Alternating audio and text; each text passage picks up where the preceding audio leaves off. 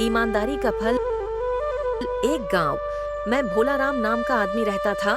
वो काफी गरीब था और उसके गांव में भी कमाने के लिए कुछ खास नहीं था। तो वो एक दिन दूसरे गांव चला जाता है, जहां उसे एक सेठ मिलते हैं। तो वो उनसे अपनी नौकरी की बात करता है। तो सेठ उसे कहता है कि बोला रहा हूँ, वैसे तो मेरे पास अभी कोई काम नहीं है, बस एक ही काम है, गाय का गोबर उठाने का। अगर तुम वो चाहो तो तुम वो कर सकते हो। अरे कोई बात नहीं सेठ जी, मैं काम कर लूँ। भोलाराम रोज सुबह काम पर जाता, गाय और भैंस का गोबर उठाता और उनका दूध निकालता। ये सब काम करता था और बहुत ज्यादा थक जाता था, और उसके काम से उसका मालिक भी बहुत खुश था। मेरे सेठ जी तो बहुत अच्छे हैं, पर लेकिन मुझे गोबर काला काम करना पड़ रहा है, जो कि मैंने आज तक कभी नहीं किया। चलो कोई बात नहीं, मैंने कौन सा यहाँ पर सारी उम्र काम करना है। थोड़ा समय ही काम करना है और कुछ पैसे जोड़ने हैं और एक अच्छा सा मकान बना लूँगा और फिर यहाँ से चला जाऊँगा। जब तक नहीं है पैसा तब तक काम कर लेता हूँ, और जब भी काम करूँगा ईमानदारी से करूँगा। इसी तरह काम करते करते मालिक के पास भोलाराम के पैसे इकट्ठे हो जाते हैं।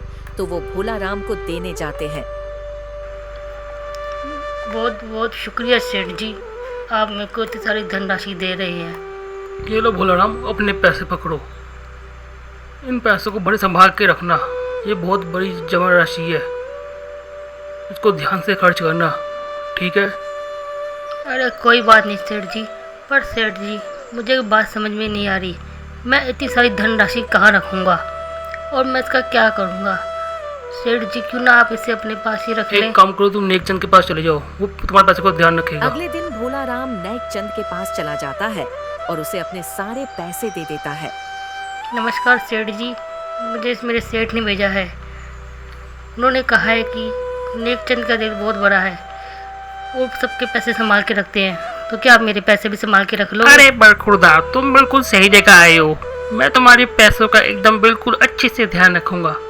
ये लीजिए नेकचंद जी, मेरे पैसा संभाल के रखिएगा, मैं इसे कुछ सालों बाद ले जाऊंगा। चलो पैसे तो जमा कर दिए, अब मैं बेफिक्र होकर काम करूंगा और मुझे अब किसी भी तरह की कोई चिंता नहीं होगी। अब मेरा ध्यान सिर्फ काम पर ही होगा। ऐसे ही भोलाराम को काम करते हुए कुछ साल बीत जाते हैं और मालिक उसे और पैसा देता है। तो भोलाराम सोचता है, क्यों ना मैं जो नेकचंद को पैसे दिए वो भी लेकर आऊं और अपना काम शुरू करूं। तो वो नेकचंद से पैसे लेने जाता है। नमस्कार सेठ जी, आपने मुझे अरे पहचाना? भाई, कौन हो तुम? अरे सेठ जी क्या बात कर रहे हैं आप, मैं आपके पास अपने पैसे छोड़ के गया था ना। अरे नहीं, मैं तुम्हें नहीं जानता।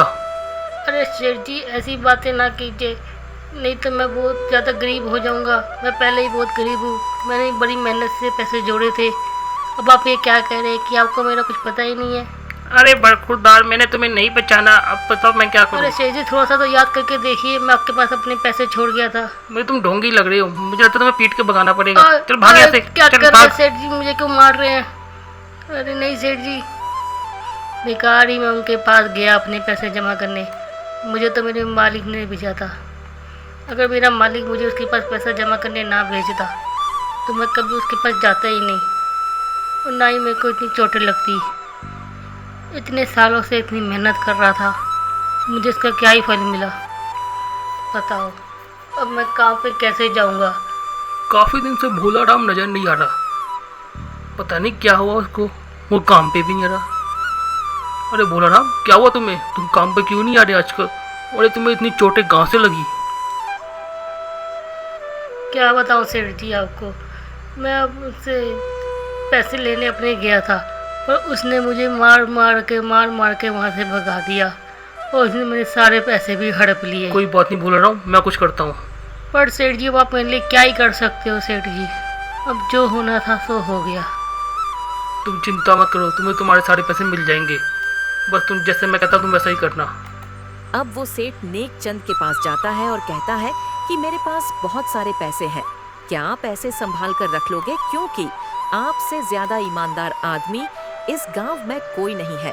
तो तभी वहां पर गरीब आदमी आ जाता है, जिसे देख नेकचंद डर जाता है और कहता है कि अरे भोलाराम आओ आओ। हाँ, मैं अपने पैसे लेने के लिए आया हूँ, तुम मुझे मेरे पैसे दो।